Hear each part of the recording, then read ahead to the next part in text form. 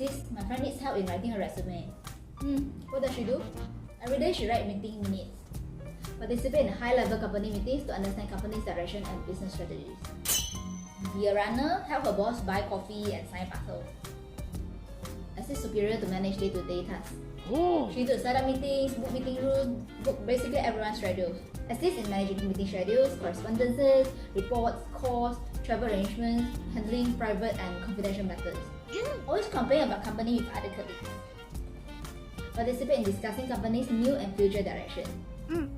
She buys and carries all office supplies all by herself. Manage office various operational activities and excel in handling them. One more, she always surfs TikTok at work. Participate in social media content creation in depth, spot trending and viral content. Too fake or not? How do you think I get a job here? So recently I found out that there's this new feature from Maukerja that allows you to drop your resume or LinkedIn profile and the AI will work the magic. They will automatically match your skills and experiences listed in the resume with the job vacancies. How great is that? I've included their link in my profile, so click it and upload it there. Try it today.